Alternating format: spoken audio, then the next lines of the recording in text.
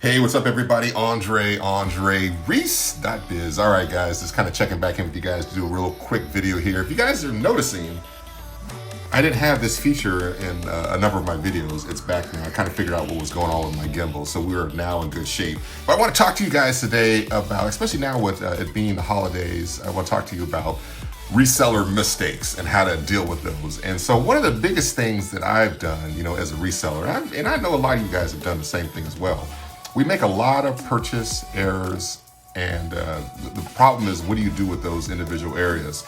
Well, one time, let's kind of talk about how the errors even start in the first place. A lot of times, I will go out and I'll end up buying a lot, especially if I'm doing an estate sale, one of these online auctions. There might be one thing I'm after sometimes, or there's multiple things I might be after. I get those things are sold as is. I get them home. I try to hook them up and test them. They don't work. What do you do with that stuff? And so other things I've done before is I've actually been out in the bins or at Goodwill shopping or one of the local thrift stores, and I find something I know is going to be worth some money. And I go ahead and do it once over real quick and then bring it home. And then I didn't realize that the item needed a power cord, or that there's particular parts that are required to make the thing work. So you can have, errors like that happen.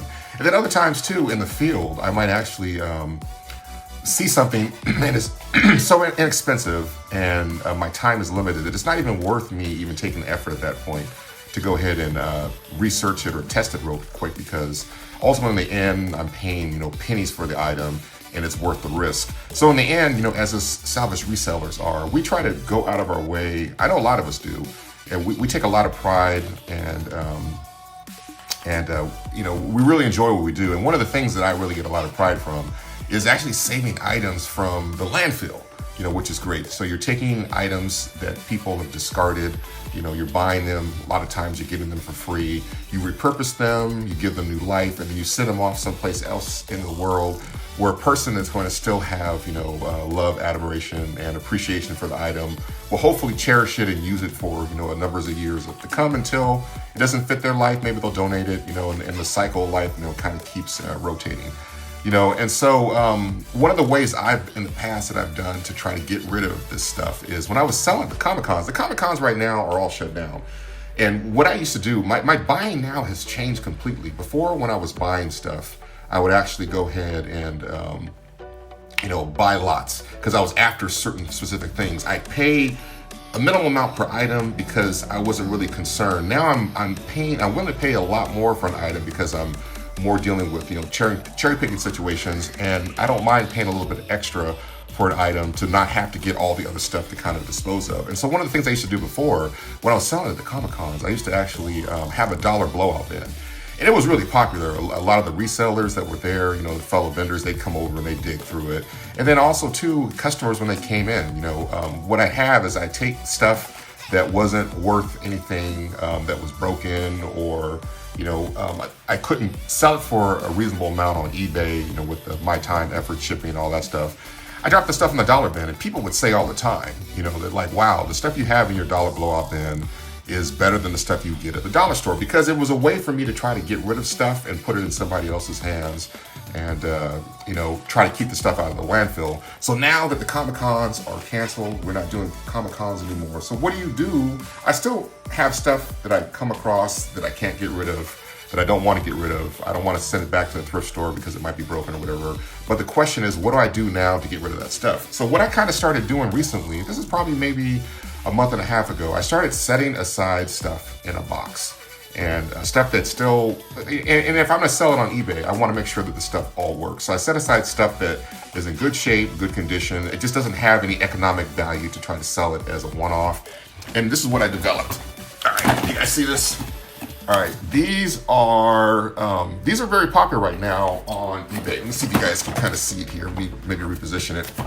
This box here weighs about 15 pounds. This is marking the beginning of my journey of not necessarily. Let's explain this. There's two ways that you can sell this type of stuff. They have what they call junk drawer lots, which is basically if you had a junk drawer, you're going to clean it out. You basically lay all the stuff out and you list it.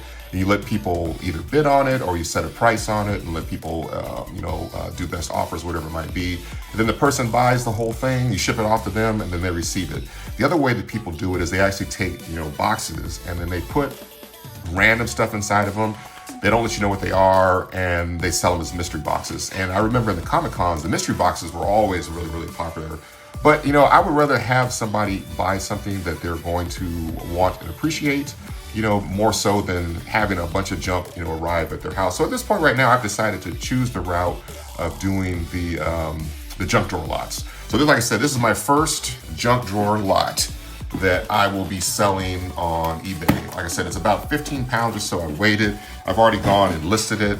And then, and I'll tell you right now, it's got a lot of velocity and momentum as far as the amount of people that are actually looking at the entry or looking at the listing. And one of the things I kind of do is when I list stuff on eBay, I kind of look at see how popular things are. And this is definitely one of the more popular things that people are looking at and searching for. So I'll let you guys know how this turns out. Like I said, this is my first journey down the rabbit hole, so to speak, of mystery boxes, slot, junk drawer boxes.